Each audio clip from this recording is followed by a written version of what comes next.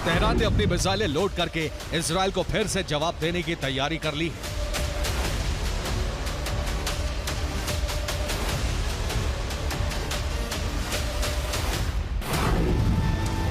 Iran ने 14 अप्रैल को कुल 331 ड्रोन और मिसाइल हमले किए थे। इस बार ईरान ने 1000 से ज्यादा ड्रोन और मिसाइल तैयार रखे हैं। पिछली बार ईरान ने एक ही हाइपरसोनिक मिसाइल दागी थी। इस बार सबसे ज्यादा हमले फतेह 2 हाइपरसोनिक मिसाइल से करने का प्लान बनाया गया है।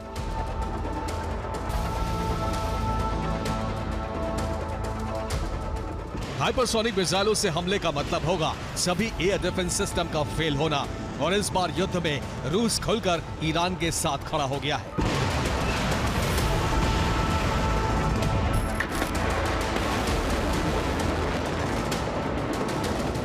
रूस के रक्षा मंत्री सरगई शोइगु ने अमेरिका के विदेश मंत्रालय को एक चिट्ठी लिखी है। इसमें लिखा है कि अगर इजराइल ने ईरान पर हमले किए तो रूस भी इजराइल की जमीन पर हमले करेगा।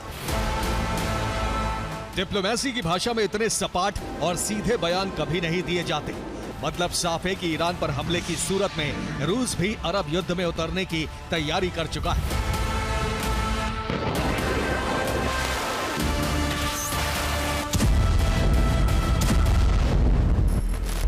अमेरिकी मीडिया की रिपोर्ट है कि पुतिन प्रशासन ने ईरान की रक्षा की शपथ उठा ली है। इसके लिए अटैक और डिफेंस दोनों बंदोबस्त कर दिए गए।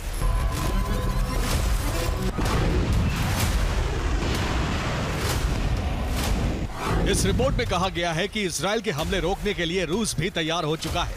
रूस के एडवांस फाइटर जेट और मिसाइल सिस्टम पहुंचाए गए हैं। इसके साथ ही रूस के एयर डिफेंस सिस्टम भी ईरान की रक्षा में तैनात हो चुके हैं।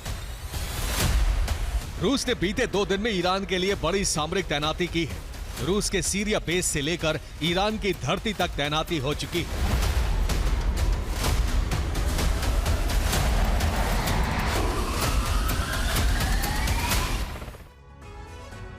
रूस के सीरिया बेस पर पहले से ही S-400 और S-500 एयर डिफेंस सिस्टम तैनात हैं।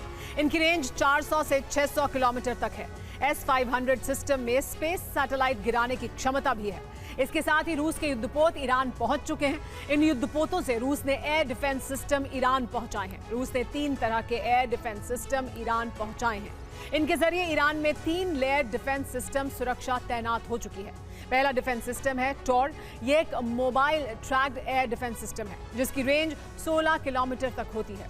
टॉर सिस्टम 1 मिनट में 48 टारगेट पर हमला कर सकता है। इसकी विशेषता है कि एक साथ 10 टारगेट को इंटरसेप्ट कर सकता है। ईरान में तैनात रूस का दूसरा एयर डिफेंस सिस्टम है पंसीर। ये short medium range defence system है। इसकी रेंज 20 किलोमीटर तक होती है। ये सिस्टम 75 किलोमीटर दूर से टारगेट को ट्रेस कर लेता है। तीसरा रूसी डिफेंस सिस्टम है बक। ये एक मीडियम रेंज डिफेंस सिस्टम है। इसकी रेंज 42 किलोमीटर तक होती है। ये सिस्टम 140 किलोमीटर दूर से टारगेट को ट्रेस कर सकता है। अब से पहले सीरिया में अमेरिकी मिसाइलों के खिलाफ इसका स्ट्राइक रेट 85% तक रहा है।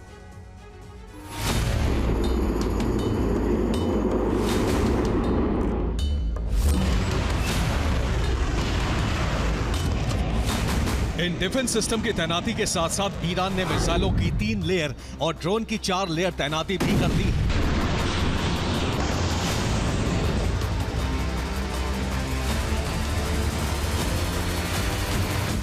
ईरान ने तेहरान में हाइपरसोनिक मिसाइल फतेह 2 की तैनाती की है।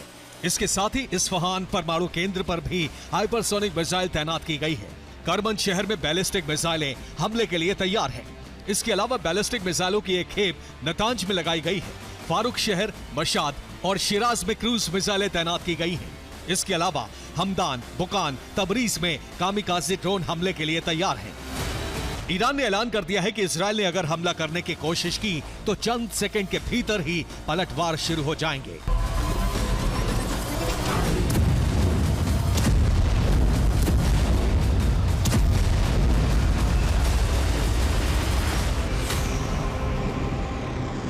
ईरानी संसद में रक्षा और विदेश मामलों की कमेटी के प्रवक्ता अबुल फजल आमोई ने कहा है कि इजराइल ने हमला किया तो उस पर ऐसे हथियारों से पलटवार होगा जो अब तक इस्तेमाल नहीं किए गए और दुनिया के सामने भी नहीं लाए गए हैं।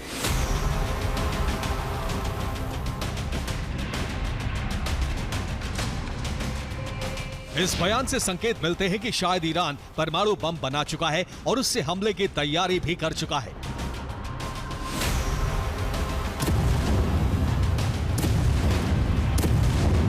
ईरान ये भी ऐलान कर चुका है कि अगर उस पर इजराइल ने हमले किए तो इस बार अरब में अमेरिका के सैन्य बेस भी उसके मिसाइल फोर्सेस के टारगेट पर होंगे। इजराइल के हमले तय हैं और ईरान के हाइपरसोनिक पलटवार भी।